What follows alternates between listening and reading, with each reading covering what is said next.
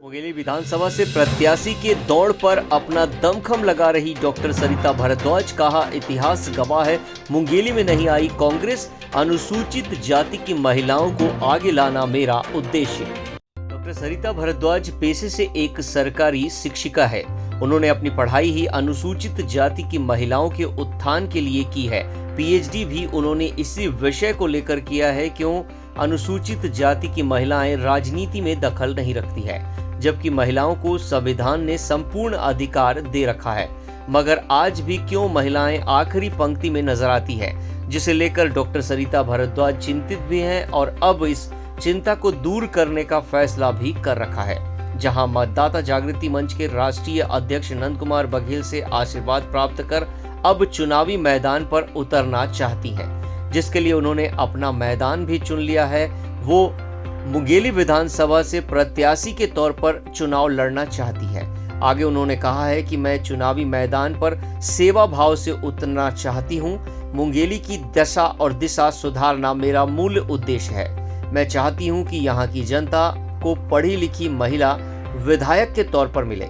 मुंगेली का इतिहास रहा है कि मुंगेली में कभी भी कांग्रेस के विधायक नहीं बैठे हैं, जिसका एक मूल कारण है कि मुंगेली आज पिछड़ा है। आगे उन्होंने कहा है कि अगर मुझे प्रत्याशी के तौर पर टिकट नहीं मिला तो जिस किसी महिला प्रत्याशी को टिकट मिलेगा मैं उसे जिताने के लिए एड़ी चोटी दम लगाऊंगी।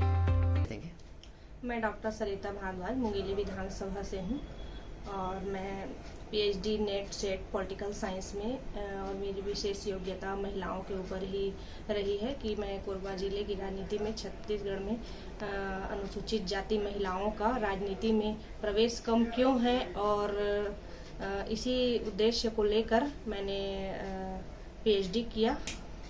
जी। और अभी वर्तमान में मैं मुंगेली विधानसभा से माननीय श्रीमान नंद कुमार बघेल जी बाबूजी के निर्देशन और उनके आशीर्वाद से मैं मुंगेली विधानसभा के लिए कांग्रेस पार्टी से चुनाव की तैयारी कर रही हूं और वर्तमान परिदृश्य को देखते हुए मैं गवर्नमेंट टीचर हूं, परंतु बाबूजी के सहयोग से मैं भी अपना वर्क कर रही हूँ।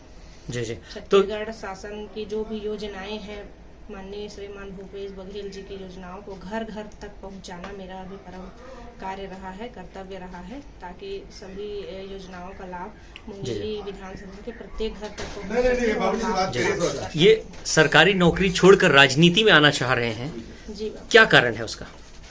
ये मुंगेली की दिशा और दशा दोनों को सुधारने के उद्देश्य से मैं राजनीति में आकर उनकी दशा और दिशा को सुधारने के उद्देश्य से मैं राजनीति में आना चाहती हूँ और इसमें बाबूजी ने मुझे बहुत सहयोग कर रहे हैं और उनके आशीर्वाद और उनके निर्देशन के हिसाब से ही मैं आगे रणनीति और दूरदृष्टि के साथ में मैं अपना कार्य कर रही हूँ। जी।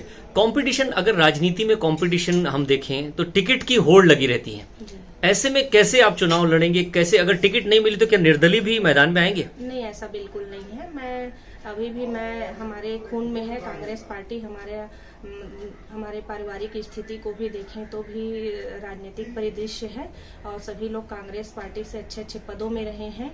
इस वजह से मैं भी कांग्रेस पार्टी से बिलोंग करती हूं और टिकट न मिलने की स्थिति में ही मैं जिनको टिकट मिलेगी मैं उनका पूरा अपना सहयोग दूंगी, समर्थन दूंगी और उनके जीत के लिए कामना करती हूं कि मुंगेली विधानसभा से कांग्रेस पार्टी आए, क्योंकि आज तक के भाजपा शासित मुंगेली रहा है, हमारे विधायक मुंगेली में नहीं है और अभी तक पुरुष वर्गों को ही चांस मिला है। तो मैं छत्तीसगढ़ शासन से भी अनुरोध करती हूँ और हमारे माननीय बाबूजी से भी अनुरोध करती हूँ कि एक बार पढ़े लिखे हमारे जैसी महिला को भी मौका दें, हम भी अपना परचम लहराकर बाबूजी के आशीर्वाद से मुंगेली में कांग्रेस पार्टी की सरकार बनाएंगे। राजधानी रायपुर से राजू दीवान की रिपोर्ट।